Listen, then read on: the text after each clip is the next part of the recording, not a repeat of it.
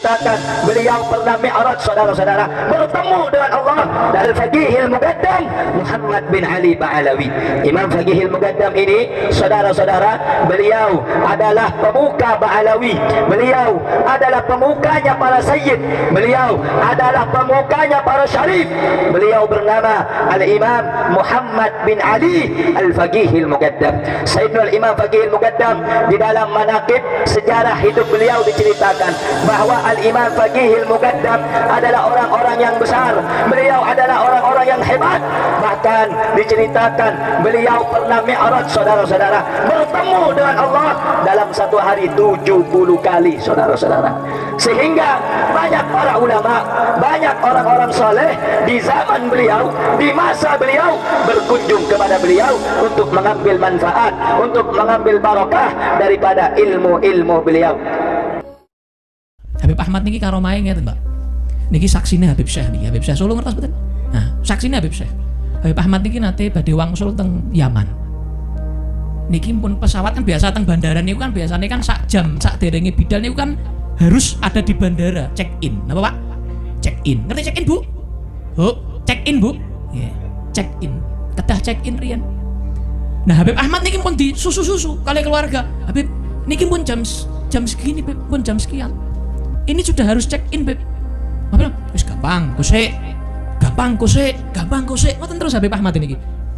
Sampai wis niki keluarga wis ora nyandak, wis. Ora mungkin nyandak teng Solo. Bandarane nggih teng Boyolali niku to. Adi sinten? Sumarmo nggih. Berangkat teng mriko. Subhanallah, niki Habib Ahmad dugi bandara. Pesawat niku pun ngeten. Biasanya tiang nek saking Yaman kados Habib saya tongkat ngeten lho. Nggih, ngertos tongkat. Ngagem tongkat ngeten. Tongkat Habib Ahmad ngeten. Bahasa di bahasa Indonesia kan ngeten. Oh, nek Ahmad As-Segaf ora wali, pesawate rak balik. Udah, Mbak. Nek Ahmad membahasakan ya, Mbak ya. Ahmad bin Abdurrahman As-Segaf ora wali, pesawate rak balik. Subhanallah, Pak, saksine kathah, Pak. Pesawat niku mundur, Pak. Lho, ora tau krungu to cerita pesawat mundur. Pesawat maju, mobil mundur. Gitu. Niki pesawatnya mundur, Pak. Biasanya mobil mundur atret gitu. Pesawat atret ra ono, Pak. Pesawat atret medeni. Gitu nggih.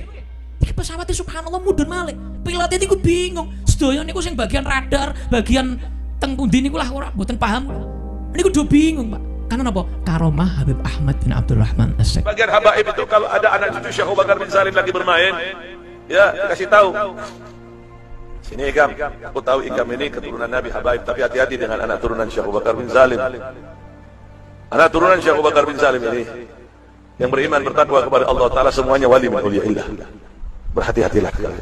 Yang ditakutkan murka Allah Ta'ala datang kepada kalian. Karena Syekh Abu Bakar bin Salim ini sangat luar biasa. Luar biasa. Bahkan ucapan beliau mengatakan, kalau aku tidak malu kepada Allah, pian sangat luar biasa. Yang pian belum pernah dengar dari biografi para wali-wali yang lain. Kalau aku tidak malu kepada Allah Ta'ala, maka neraka jahanam itu akan aku matikan. Kalau aku tidak malu kepada Allah Ta'ala, maka neraka jahanam itu akan aku matikan. Kalau aku tidak malu kepada Allah Ta'ala, maka neraka jahanam itu akan aku matikan. Artinya, Allah ini mengabulkan setiap doa Syekh Abu Bakar bin Salim.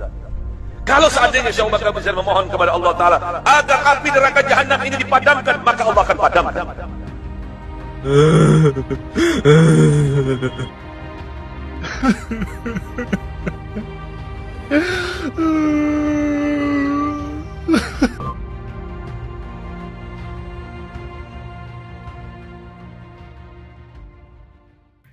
Assalamualaikum warahmatullahi wabarakatuh. Sahabat Akang Sepuh Channel, sahabat petani kampung yang berbahagia, alhamdulillah pada hari ini kita masih diberikan kesempatan, masih diberikan kesehatan untuk bisa saling bertatapan, walaupun hanya sekedar dalam siaran. Baiklah sahabat Akang Sepuh Channel, sahabat petani kampung yang berbahagia, pada kali ini saya akan mencoba menanggapi, akan mencoba mereaksi, akan mencoba sedikit memberikan jawaban atas tuduhan-tuduhan keji yang mereka luncurkan. tuduhan keji yang mana tujuannya untuk framing sering kita jumpai oleh mereka-mereka para pendukungnya Ba'lawi atau mungkin oleh Ba'lawinya langsung ya. Karenanya ini di suatu kanal sosial media, entah itu dari YouTube ataupun dari Facebook, Twitter, Instagram, TikTok, dan lain-lainnya. Sering kita jumpai hujatan demi hujatan, caci makian, fitnahan, tuduhan keji yang mereka luncurkan gunanya untuk memframing, yakni pembunuhan karakter terhadap tokoh yang bertentangan dengan golongannya itu. Apalagi kan ini ya terkait nasab, tentunya ini merungkatkan feodalisme mereka, sistem perkasta-kastaannya mereka, yang mana selama ini kehormatannya itu ialah daripada menjual nasab Rasulullah Shallallahu Alaihi Wasallam. Tentunya siapapun akan mereka hantamnya, mereka doktrin kepada pengikutnya, kepada pecintanya, kepada muhibbinnya, agar senantiasa menggelorakan framing demikian, fitnahan demikian. Nah, hal ini yang akan saya soroti, fitnahan kepada kita-kita selaku pendukungnya Ki Haji Imaduddin Utsman atau langsung kepada Ki Haji Imaduddin Utsmannya itu ialah kita dituduh sebagai kaum Khawarij, kita dituduh sebagai kaumnya Wahabi, bahkan kita pun disandingkan dengan Syiah, disandingkan dengan liberal, bahkan kita dituduh kafir olehnya mereka. Padahal inti dasarnya itu ialah karena kita tidak mempercayai mereka sebagai keturunan Nabi Muhammad SAW. Karena kita berani menjelaskan fakta, menyampaikan fakta soal klan Ba'alwi itu bukanlah zuriat Nabi Muhammad SAW. Nah, sebetulnya ini pemahaman yang sangat keliru. Perlu kita ketahui, kita tetap percaya dengan adanya karomah. Tapi karomah yang mana memang benar-benar sesuai syariat dan tidaklah bertentangan dengan akidah Ahlussunnah wal Jamaah.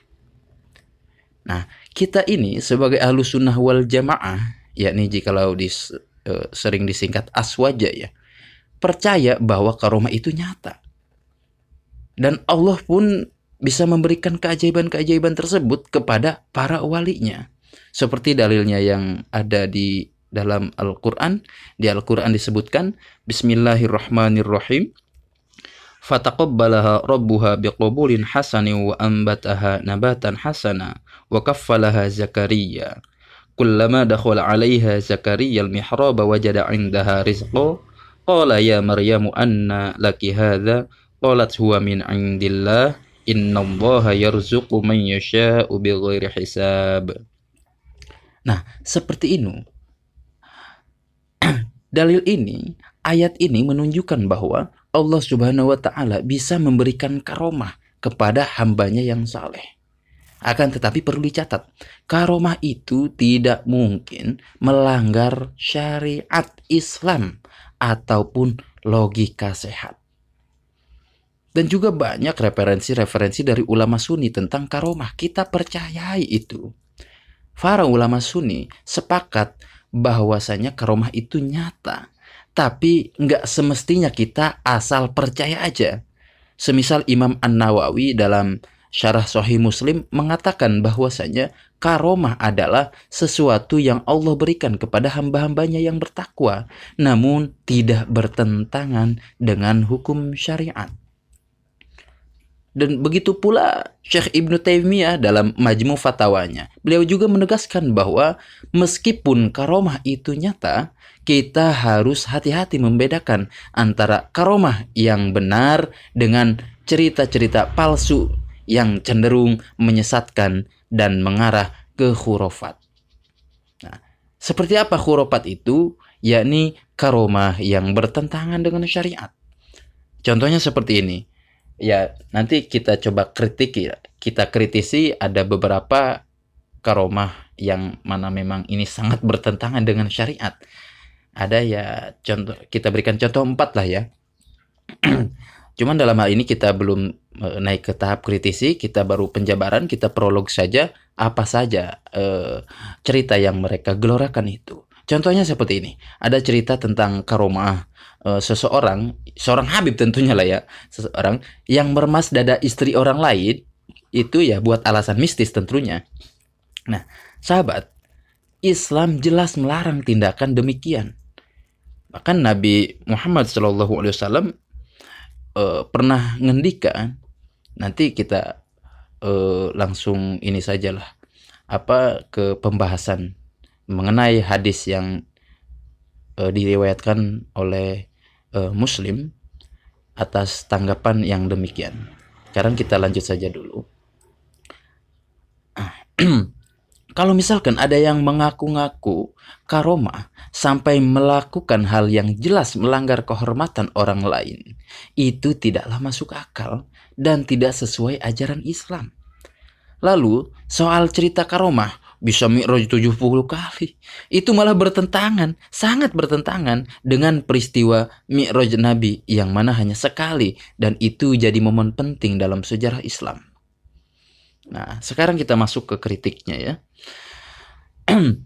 Tadi hanya prolog saja, dan ya dalil-dalil pun tidak saya sebutkan, terkecuali memang yang tadi di Al-Quran itu surah apa ya? Surah Al-Imran kalau nggak salah. Nah, monggo kalau misalkan salah, baik itu saya penyebutannya, pelafalannya ataupun ayatnya, mohon dihapunten, mohon dimaklumi. Ya, karenanya sedang monolog seperti itu sajalah ya. Nah, seperti ini. Ada juga contoh lain, katanya ada wali yang bisa mundurin pesawat. Pesawat terbang dimundurin oleh wali tersebut. Gini loh bro, kita hidup di zaman modern, di mana bandara penuh CCTV dan segala keajaiban seperti demikian pasti viral banget kalau misalkan benar itu terjadi. Dan faktanya tidak ada bukti yang kuat, hanya cerita-cerita dari mulut ke mulut yang tidak bisa dioperasikan. Nah, bahkan Imam Al-Ghazali dalam kitabnya Ihya Ulumuddin, beliau mengatakan seperti ini, bahwasanya kalau ada keajaiban yang diklaim harus dicek dulu, diverifikasi dulu. Jangan mudah percaya. Apalagi kalau itu melanggar syariat. Nah, ini kan seperti demikian. Nah, seperti inilah ya. Kita coba membedah kisah karomah yang absurd itu. Mana yang benar dan mana yang nyeleneh. Nah, seperti ini. Soal kepercayaan kita terhadap karomah, ini memang sangat penting untuk diluruskan. Ahlussunnah wal Jamaah percaya bahwa Allah Subhanahu wa Ta'ala bisa memberikan keajaiban yang luar biasa kepada wali-walinya yang saleh. Akan tetapi masalahnya ada cerita-cerita absurd yang gak masuk akal. Begitu juga mereka melanggar syariat.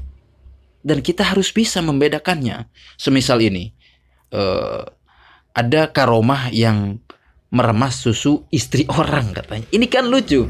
Kita aja yang awam harusnya ya yang awam yang menggunakan nalarnya ya, yang menggunakan akal logikanya, ini gak masuk akal sama sekali. Masa iya sih meremas susu istri orang lagi? Jangankan istri orang ya, meremas susu orang awal biasa saja, itu kan ya nggak diperbolehkan gitu. Apalagi orang yang mengkaji entah itu dari fikih ataupun peradaban, bab adab dan yang lain-lainnya, ya ini sangat nggak masuk sekali gitu ya. Nah, ini contoh yang paling absurd dan tidak sesuai dengan syariat. Gimana mungkin perbuatan yang jelas-jelas haram seperti menyentuh aurat istri orang lain bisa dianggap karomah? Nah, dalam Islam, kehormatan seorang setiap muslim itu harus dijaga. Ya, seperti halnya Rasulullah pernah ngendika, kullul muslimi alal muslimi haramun damuhu wa maluhu wa irduhu. Nah, setiap muslim terhadap muslim lainnya haram darahnya, hartanya, dan kehormatannya. Seperti yang tadi saya sampaikan di awal, hanya saja bentuk dalilnya tidak saya bacakan. Ini di hadis yang diriwayatkan oleh Imam Muslim tentunya. Silahkan baca, silahkan koreksi, silahkan teliti ya. Jikalau salah mohon dimaafkan, jikalau keliru ya mohon koreksinya. Nah, dari sini aja kita tahu bahwa cerita perihal karomah yang mana meremas susu istri orang itu jelas bertentangan dengan akhlak mulia yang mana diajarkan oleh Rasulullah Shallallahu Alaihi Wasallam. Bukannya membawa manfaat, cerita semacam ini malah merusak akidah dan menimbulkan fitnah. Dan ada juga karomah ini nih, yang katanya Mi'raj 70 kali. Cerita Mi'raj 70 kali ini pun enggak masuk akal sama sekali. Ingat ya, peristiwa Isra Mi'raj yang dialami Nabi Muhammad SAW ini adalah momen sakral dan sekali seumur hidup. Itu pun diceritakan secara detail dalam Al-Quran dan hadis. Tentunya hadis yang mutawatir, sangat kuat kebenarannya. Kalau ada seseorang yang mengaku Mi'raj berkali-kali, di mana buktinya? Kenapa tidak ada rekamannya atau bukti yang bisa berfungsi? Sebagai seorang muslim, kita wajib hati-hati dengan cerita-cerita yang tidak ada dasar kuatnya dalam Al-Quran ataupun sunnah. Kita tahu bahwa Rasulullah SAW cuma 1 kali saja Mi'raj, itu pun seumur hidup. Mi'raj ini bukan main-main pemirsa. Allah Subhanahu wa Ta'ala sendiri yang ngatur perjalanan ini dengan tujuan yang sangat spesifik dan luar biasa. Beliau naik ke Sidratul Muntaha dengan menggunakan kendaraan buruk. Kendaraan yang Allah siapkan khusus untuk perjalanan yang tidak mungkin dijangkau manusia biasa. Nah, begitu pula hasil dari Mi'raj. Mi'raj Rasulullah SAW ini juga jelas banget. Beliau membawakan perintah sholat untuk kita yang akhirnya jadi tiang agama dan punya kedudukan khusus dalam ibadah. Nah, coba sekarang kita bandingkan dengan klaim mereka, klaim Ba'alwi tentang leluhurnya itu, yakni Faqih Muqaddam dari klan Ba'alwi yang katanya bisa Mi'raj sampai 70 kali dalam semalam. Nah, dan bukan cuma itu, dia pun disebut-sebut Mi'rajnya naik keledai gitu. Kalau Nabi kan dengan buruk, dia itu naik keledai. Ini kan lucu itu. Nah, pertanyaan pertama yang langsung muncul kita ini, kalau Mi'raj ini hanya simbol kalau Mi'raj ini hanya simbol amalia sholat, kenapa ada detail sampai 70 kali gitu kan?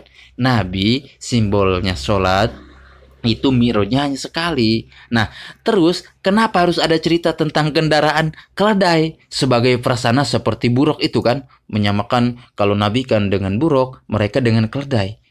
Nah, ini apa yang bisa kita muat? Apa yang bisa kita tampung? Apa yang bisa kita terima dengan hal demikian? Bukankah seharusnya kalau memang itu sekedar amalia sholat, nggak perlu embel-embel kayak gitu sampai 70 kali Mi'raj? Apalagi ini dengan keledai.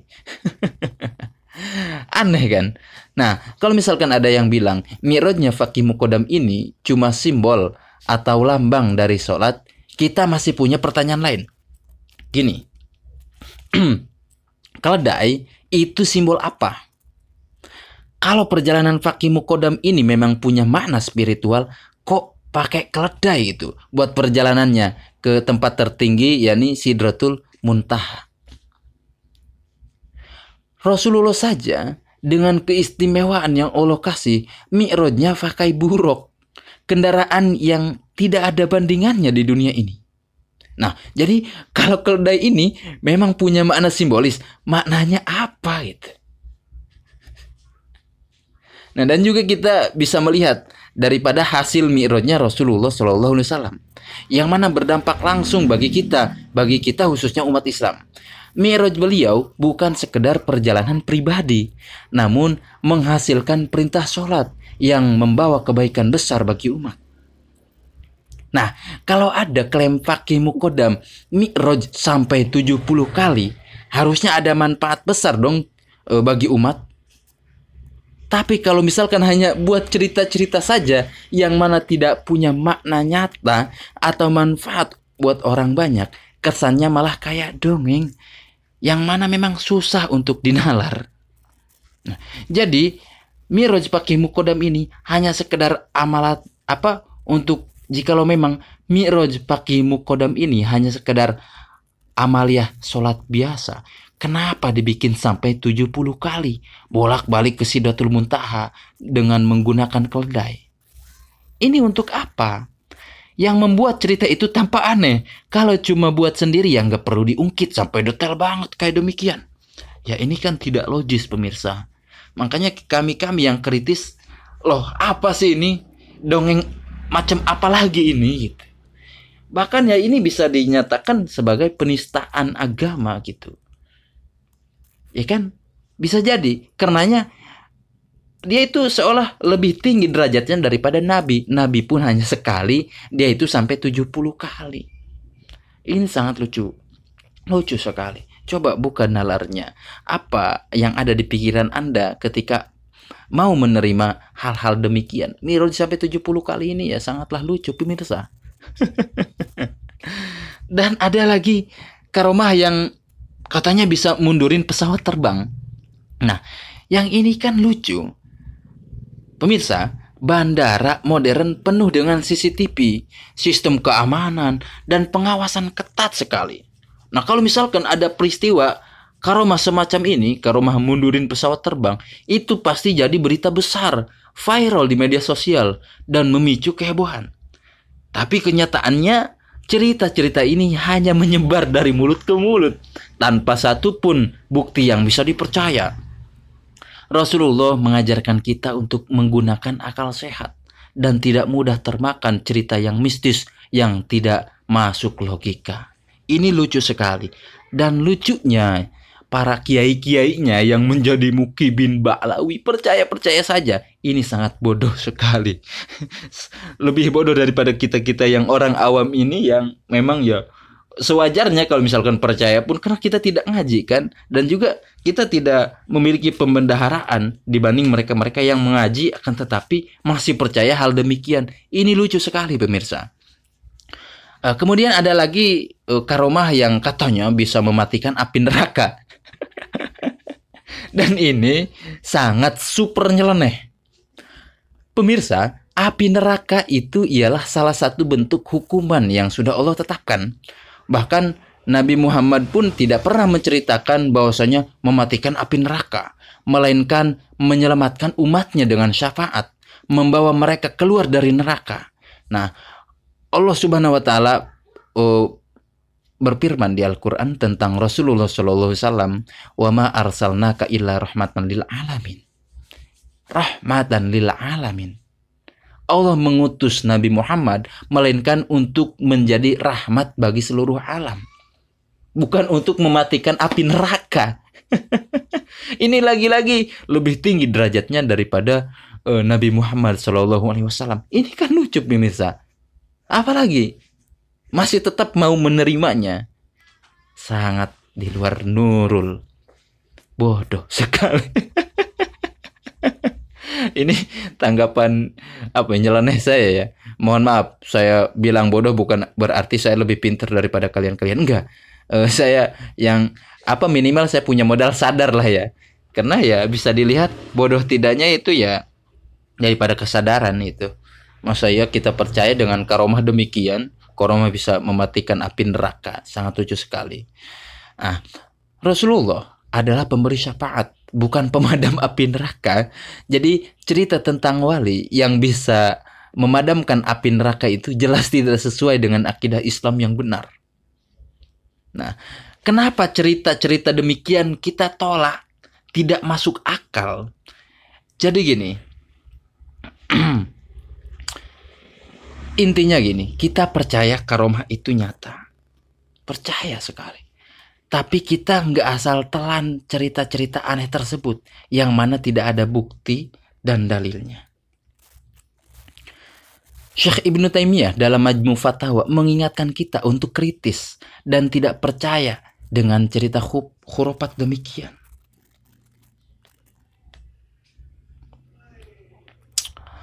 Awas, saya dinyatakan Wahabi lagi karena bawa-bawa Ibnu Taimiyah. Karena kan mereka itu sangat sensi banget terhadap Ibnu Taimiyah. Padahal jika diulik, siapa itu Ibnu Taimiyah? Karenanya berhubung terbiasa digunakan oleh mereka kaum Muhabers ya, dijadikan senjata. Akhirnya diklaimlah Ibnu Taimiyah itu sebagai Wahabi. Ya padahal ya bukan itu kan. Makanya baca literasi yang banyak lah agar tidak mudah menuduh seperti itu. Dan di Islam pun ya mengajarkan kita untuk menggunakan akal sehat. Seperti di Al-Quran disebutkan, wa ma arsalna min qablika illa rahmatan illa rijalan nuhi ilaihim fas'alu ahla dzikri in kuntum la ta'lamun. Kan demikian. Jadi tanyakanlah kepada orang yang berilmu jika kamu tidak mengetahui.